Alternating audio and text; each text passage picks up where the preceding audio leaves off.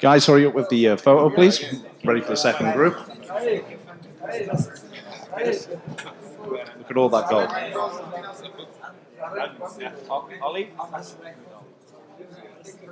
Okay, ladies and gentlemen, thanks again.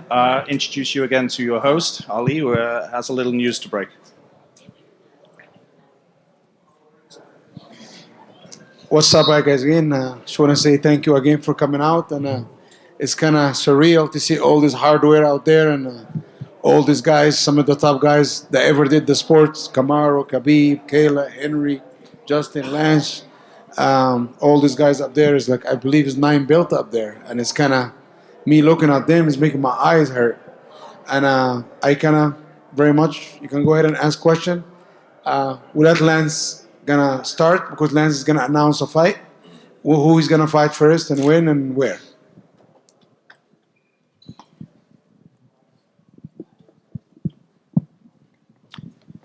My first fight of season 3 for PFL is going to be against Jason Suarez, 14-0.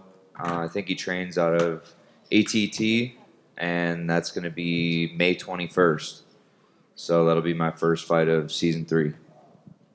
Let's just follow up on that, Lance. I mean, talk about the matchup itself. What do you think? I mean, you've had a lot of success under this PFL format. What do you think of them, kind of bringing in, looks like champions from other organizations to try to take a shot at you? It's great. It's great for me because I need the competition. I need new guys coming in. I need guys to challenge me. And I need to prove that I'm the best 45er in the world. And I can't do that unless they're bringing in new challengers. So it's a great opportunity for me. What's your mindset going into these seasons, right? Because, I mean, I know every champion has to kind of defend their belt and win it every time. But, I mean, you have to, start from scratch every time, right? I mean, all you guys. Is it tough to do that, to under this format, have to basically start over every year?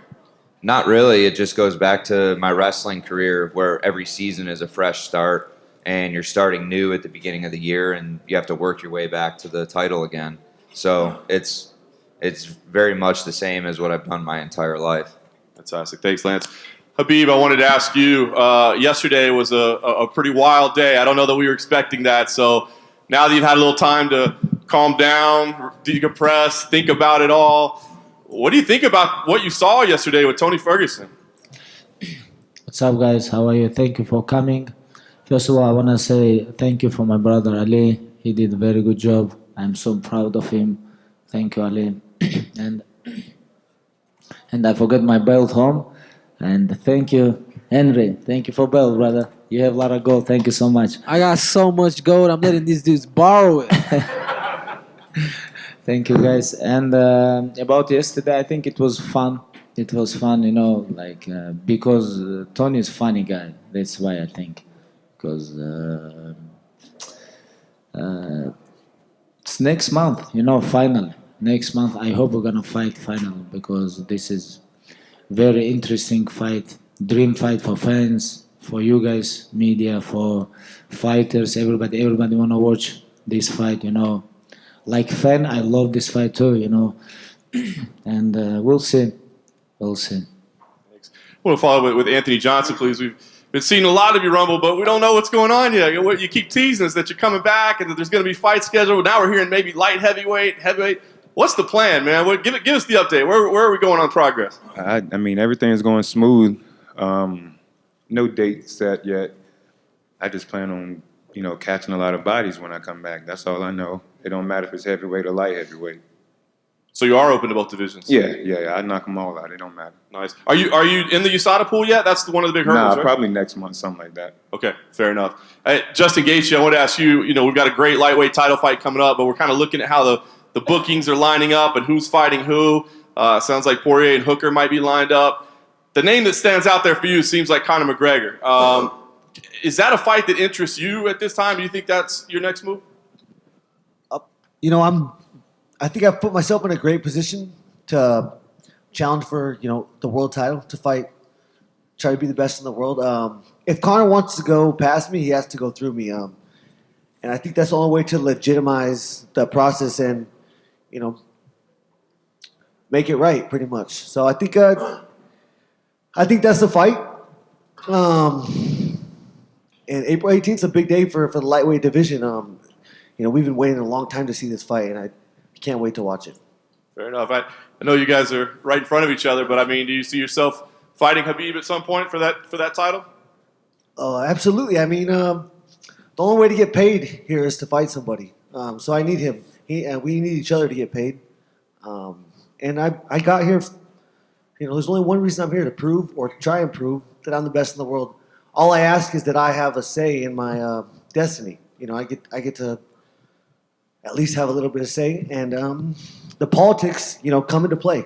So I'm really hoping to avoid that. Like I said, I put myself in a great position. 3 knockouts in a row, 3 first-round finishes. If you want to go past me, you got to go through me. Thanks, Justin. Lastly, for me, I wanted to ask Marlon. I know we're going to keep this friendly today. We're all on the same team. But I did want to ask you what you think about Henry's decision to face Jose Aldo. I mean, that's a fight that you just won. Now you've got to fight, Peter Yan. What did you think about it, Henry's decision? It was controversy, to say the least. What did you think about it?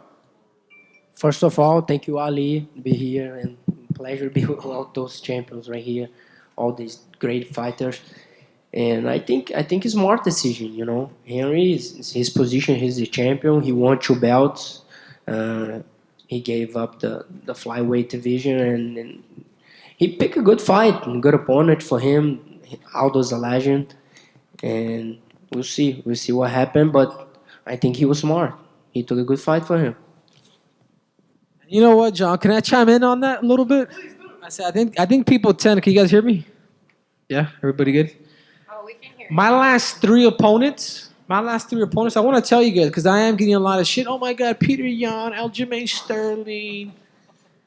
My last 3 opponents, Demetrius Johnson, probably the greatest MMA fighter of all time, beat him.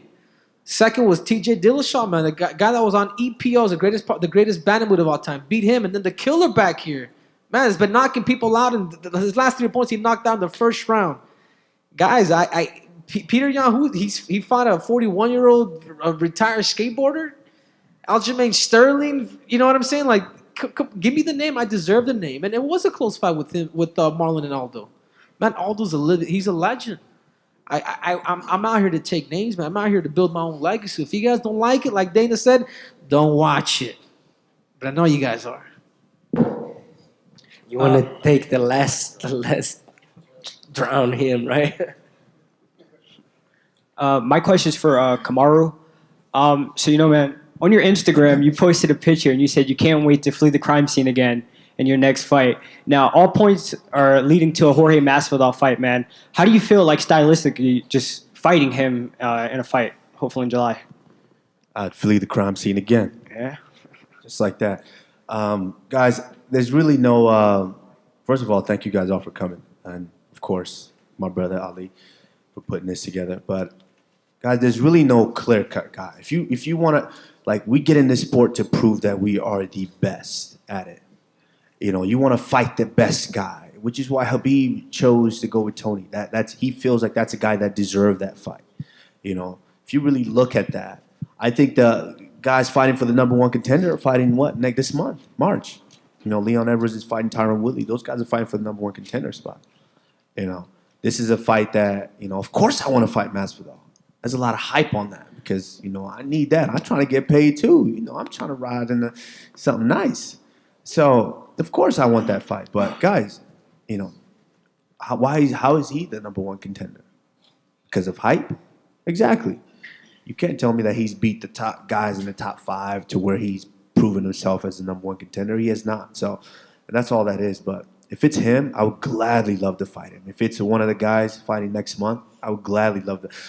If I don't fight, I don't get paid, and I'm trying to get paid. My next question is for Khabib. And man, you're 28-0, man. Obviously, as any champion, you would want to retire undefeated, right? How many more years, man, do you think that we got left to see you fight? Do you want to go 35-0, 30-0? You tired with me? Never. No? I know when someone stay on top long time, people just want to see how he fell down, It's because it's very interesting, how we're gonna fall down, everything, how we crash. This is interesting, I know, but about my retirement, I don't know, honestly, because I'm only 31 years old. Right now is my prime time. And what interesting in every fight I become better. Like even like my last fight, after like maybe 3-4 months, I watch my fight and I think, wow, I make mistake here. I may make mistake here, like ground game, striking game, like everywhere. And I think, wow, how I can make like this, like even 3-4 months after fight, I keep learning too. I'm young for this sport, only 31 years old, and I think right now is my prime time, and I don't think it's good now think about retirement. I have to smash couple more guys. This is what I think. Thank you. Khabib, actually, could you be Khabib over here? You just mentioned that after watching the Poirier fight a few months later, you saw things that you can improve. Is there something a little bit more specific that you can mention to us that you felt like you could do better in that fight?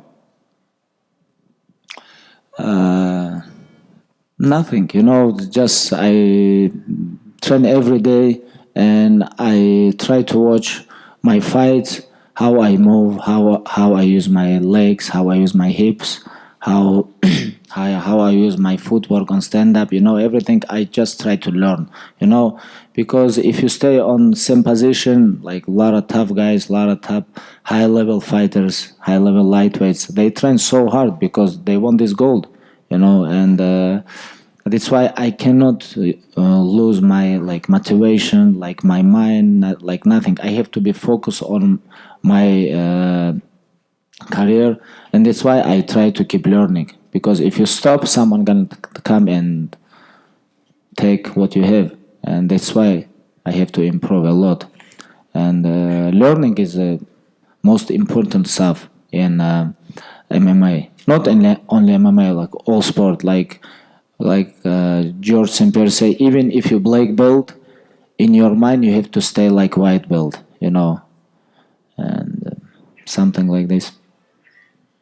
For Anthony Rumble Johnson, I think a lot of people are excited that you're going to come back. I'm curious, from your own experience, but also in general, why is it that retirement in the sport of MMA doesn't really last for so many fighters that try to get out of the game? No idea. For me, I didn't have to retire. I retired on my own. The other ones that retired and came back, they needed to retire and stay retired the first time. I guess they thought they had a little bit left in the tank. Hopefully that's not me whenever I come back. But I don't know, man. Whenever you feel like you still got it, or you still feel like you have something to prove, you're willing to go out there and sacrifice your life pretty much to go out there and prove it. Not to just everybody else, but to yourself. Do you ever wonder in your retirement how you ever managed to make 170 pounds years ago? No. I mean, to me, that's like a past life. I don't even really think about it. You guys think about it more than me, even though I was the one that was suffering trying to get down to 170. But it got me where I am right now. If I would have went up to 185, probably wouldn't have heard of me because they had Anderson and Rich Franklin and all those guys. I would have got my ass whooped. So I went down to 170 and tried to make a name for myself, and it worked out. And when you retired, there was some mention that you were going to get into the cannabis business. I'm curious, are you still doing that, and how's that going? Yeah, I'm still in that business every day. Is there a specific product or brand or line that you're working with or on? Just weed. THC. My first question is for Islam over here. Islam, you expressed frustration in past months about not being able to find a willing opponent for you, and now you have one in Alexander Hernandez. I guess how satisfied are you that he's the name that came across your contract? Last year I asked about opponent like from top 15, but they give me just guy from 15, number 15. But I'm so excited. But this guy very good. He's up here. You guys win a lot of money when you win these PFL titles. Is there ever a thought in your mind like, hey, now that I have this money, maybe I don't have to do this anymore? No. I mean, I can only speak for myself, but I do it because I love it. I don't do it for money. I don't do it for fame. I don't do it for anything other than the goal of waking up and pursuing the best possible version of myself. So yeah, $1 million is nice. It's like icing on the cake, but the cake is getting to be the best combat athlete in the world. And I'm well on my way to that. Is that right now? My career is young, Henry. We shall see. We shall see who bends the knee. For Khabib, What about other champions? They have a lot of money. What about these guys? Jesus. I agree with Kayla. It's when you first start fighting, you're not making any money. You're not doing it for the money. So when you start to make money, that's just the beginning of it, and that's only part of it. You want to build a legacy. You want to have something to look back on with your career. Money comes and goes, so that's not the end all be all. Money is nice, but I think people overshadow the belts and the championships with how much money we make, because you guys are allowed to see that we make $1 million to win the PFL season, and that's not really what it's all about. You got to win 5 fights just to get to that point. There's a lot more that goes into it. Everybody wants to say that, that they could do it because they think they could win 5 fights in 7 months, but it's a lot harder than people seem to believe. So just the challenge of it and being able to do it twice or 3 or 4 times, then maybe we'll think about being done fighting after that. Eu vou continuar lutando. Eu acho que o PFL proporciona isso de $1 milhão. É um prêmio muito bom, e eu já fui campeão nesses últimos 2019, 2018, e vou voltar para o torneio de 2020 e continuar lutando até achar que tenho que me aposentar. I'm really excited for PFL. I won the 2017 and 2019. I'm keep going. I'm keep fighting. I'm ready for next season. Well, thank you. I don't fight for money. I love fight, no? I like money, of course. Everyone, no? Yeah, I like fight. No, I don't fight for money. It's my life is fight. I have 29 years. What doing? I don't fight more.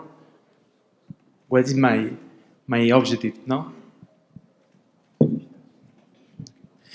Khabib, so we saw how Tony acted at the press conference yesterday. There's some people that are saying maybe he's doing this to promote, but other people are saying maybe he has some mental problems and there's something wrong with him. May I ask, which do you think it is? Honestly, it's like nothing personal here. I don't want to talk about his problem, like family stuff, mental stuff. Like, this is his problem, leave him alone, I don't want to talk about him, about his problem, because like everybody sit here, everybody have problem, it's like nobody's safe, If he need help, we have to help him, but we're gonna fight next month. I don't want to think about him. He's my opponent, and talk about his mental problem. I don't think it's like good stuff. I appreciate that. And for Rumble, can I ask what your weight is now, and if you had your choice, heavyweight or light heavyweight, John Jones, Stipe, who would you pick if it was up to you right now? I weigh 230, 235 right now, something like that. Don't look at me, dog. You always looking at me. But if I had I fight both. It don't matter what weight, They're both athletes. They're both champions. They're both great fighters. The best ever in both weight classes. So I'd be glad to take the opportunity to fight both of them, no matter what. Hey guys, first of all, thanks for coming and chatting with us today. Really cool to see all of these champions and all of you guys are here. So thank you for that. First question for Kamaru. Last time we saw you had a cast on your left hand. Everything okay with the hand? Yeah, we're getting better. And I said it a while ago. I said, I only got to be in that thing for a couple of weeks. I took it off early just so I could start doing the physical therapy on it. And I've been training. And so, I'm ready to go. I'm trying to make some bread. 100%? No, not 100% yet, but come on now. It's only a couple of weeks ago. Do you know what it actually was? I don't think someone here is 100% healthy. You know, including me probably. like I talk about like all athletes. Everybody have some injuries, all of them. You know, knee, like some problem with back. You know, like if you watch everybody, I think like they training the last 20, 25 years. You know, and always like injuries there. You know, nobody safe. They always have some small injuries, like, and you know it's like. But let's go, Kamaru. Yeah, I'm getting there. Brother. I'm Let's getting go. there. Do you know what it was? Was it like a thumb or? Some ligament stuff. Okay. Right in between that scaphoid joint, you know, and my thumb. But you know, International Fight Week, I'm back in there, so we'll see who it is. And that was my next question. Is that the expectation? Is it International Fight Week? Yeah, I mean, honestly, you know, the quickest I can make money, you know, the quickest I can get back in there. But you know, we know the May card is already, you know, Henry's taking that. June, I think they're working on that too. You know, the only next option is July, so you know, let's get this bread. Dana said Masvidal, but it seems like you're open to the Woodley Edwards winner as well.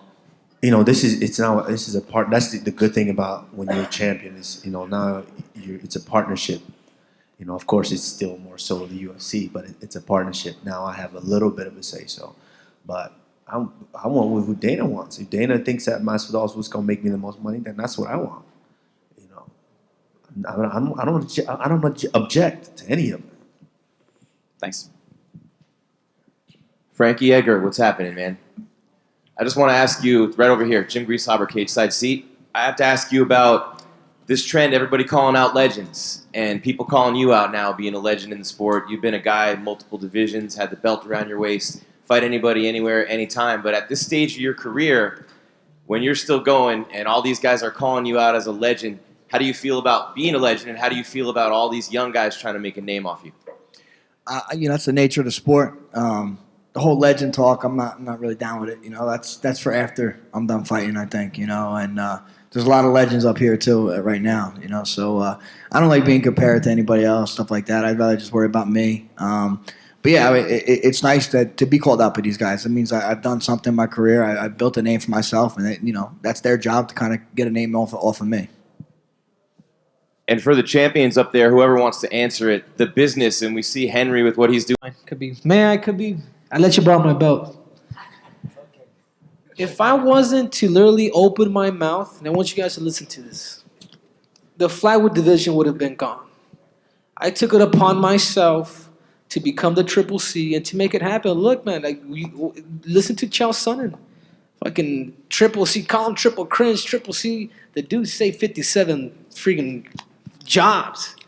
And part of being a good fighter, and people are different. Like even when we talked about Frankie, like even the times that I did call out Frankie, and there were harsh videos, it's only because, man, this dude is a legend. I mean, he hit the nail on the head, you know what I'm saying? Absolutely, I want to tag my name to him, that I'd be honored. So there is a business sense to it, and I think sometimes fighters, we tend to forget that a little bit. I'm not hurting nobody. I'm not committing crimes. They asked Demetrius Johnson not too long ago, what do you think of Henry Cejudo? What do you think of other cringe? He's like, dude, I love it.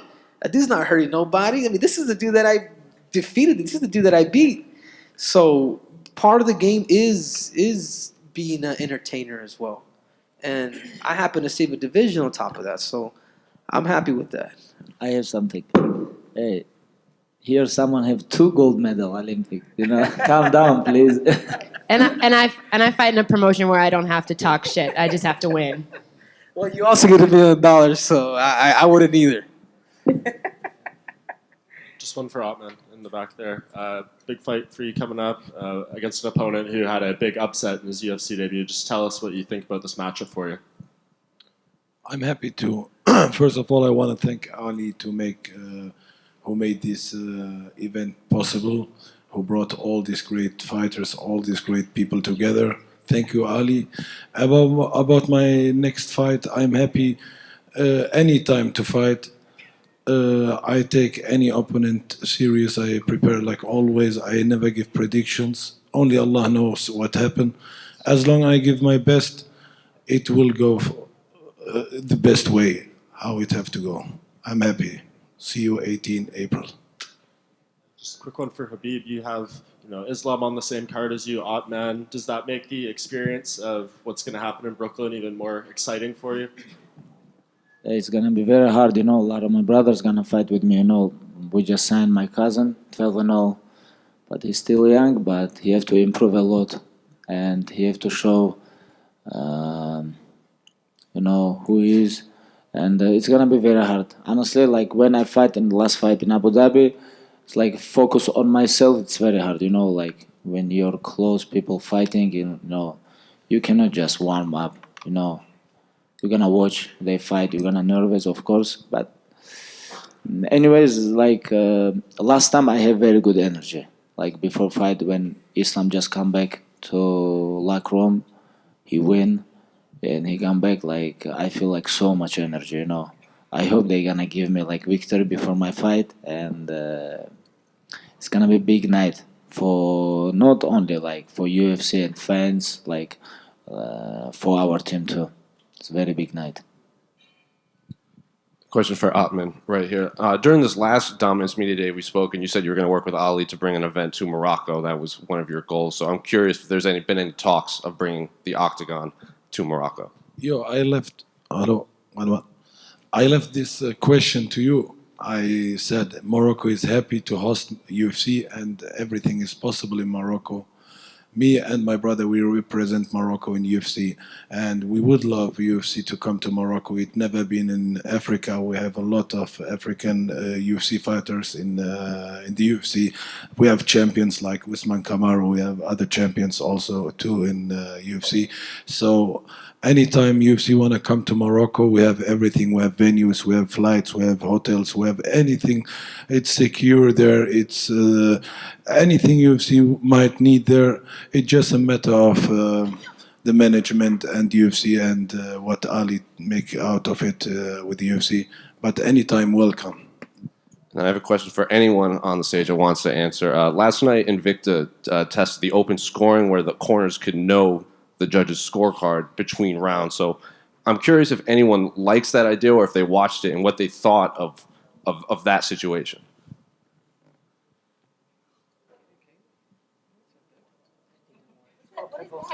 Oh my God. Because it's Invicta, I'm the only one that watched? Unbelievable. Did you hear that? I'm going to put you on the spot. You're supposed to be gender equality. I'm trying to be the intergender champ. That's what I'm saying. You need to watch your competition. I don't know a lot about the open scoring, to be honest with you. I think it's an interesting concept. I think it's a good idea to start trying different things out, The only way we can make the sport better is if we're guinea pigs and we try and figure out a way to make it more fair, make it more of an open book policy. So I don't know a lot about it, but I think it's a good start. Like yesterday I talked with Hunter about this open score. Like, he said very interesting stuff about, okay, like, for example, like open score, like first round is very close, right? And judges give for blue corner and red corner, no agree with this. And not all fighters very strong mental. Sometimes it's like he can go with his corner or with judges can go crazy. Hey, what are you talking about, guys? I beat this guy. Like inside the fight, it can happen. Maybe okay, some fighters like first 2 rounds he lose. Okay, you can say okay, I'm out. I don't want to fight more. It's like a little bit dangerous too. We have to think about this too. But open scores like in soccer, open score. But MMA is like completely different sport. This is not like soccer or football or like NBA. This is completely different sport. This is like you fight 1-on-1. This is not like. That's why I'm 50-50 on this. I like this and same times like a lot of questions. Just to piggyback off of that, I mean, he makes a good point because, that element of being in the dark and not knowing, like you mentioned, some fighters mentally might not be all, as strong as others. So, having that little bit of hope of not knowing what the score is, even if a fighter lost the first 2 rounds, just having that little bit of hope, I can still win this and go out there and just give it all in that 3rd round. How many fights have we seen where a guy finishes someone with a second left or 10 seconds left? I think, the open score could potentially work, but also it could, hurt that that little bit of hope that fighters may have going into that last bit of the fight. And plus, it takes away from the suspense, from all of you guys at home, sitting at home, wondering, oh, what's going to happen? Yeah, people leave halfway through, oh, this fight's over. They leave. So, it's 50-50. Yeah, but it shouldn't be suspense who's winning. Like, it's very clear. Like, you should know who's winning a fight. The judges shouldn't be able to make those calls based on, like, personal choices or whatever. If you are watching a fight and you know the sport, it should be clear-cut who's winning the fight. So it shouldn't be a mystery. I mean, how many times have you been watching a fight and you're thinking that one guy is winning, and then all of a sudden the judges pull out the scorecards and you're like, what? I never saw that coming. Like, that should totally be eliminated from the sport. I don't know if open scoring is the way to do it, but it's like, that drives me nuts. And I think like we have in MMA, we have a lot of judges from boxing. They don't understand MMA, but we have a lot of veterans. I think we have to teach them a little bit, and put them like judges, because a lot of guys don't understand like wrestling, they don't understand grappling, they don't understand clinch. They know only like boxing, and that's why we have to bring. I think a lot of veterans and like MMA veterans. This is what I think, who understand like MMA. My question is for Khabib. To your right, the last time you were in the city, the Nevada State Athletic Commission levied some pretty heavy fines on you and a suspension, and you said that you did not want to fight in the city again. Now that there's been some time between that and you've got some perspective, would you consider coming back to Las Vegas to headline a card? I don't think so. But who knows? But my opinion, if they do something, maybe I can come back. What could they do to convince you to come back? What they can do? Sell women's shoes, maybe something like this. But like they take like almost $1 million from me, and they give me 9 months. And right now I'm good, with Athletic Commission, with everybody, because I'm fighting in New York. That's why. Let's fight in New York. New York is like not bad place, I think. My last question is for the PFL champions. The promotion installed technology in your gloves called Smart Cage, where they were tracking strikes and power and things of that nature. Have any of you looked back at that data and implemented it at all in your training? I don't really look back at the data. It's for mainly speed, because like CompuStrike, they're able to do strikes landed and stuff like that. So I think really the only difference was the speed of the strikes. For me, I didn't really look back at that. I'm definitely more of a grappler, so we'll say that I didn't really throw that many strikes or significant strikes that you would look back on that kind of data. But once I start throwing strikes, world, watch out. I'm waiting. You got a hurt little wing there. Relax.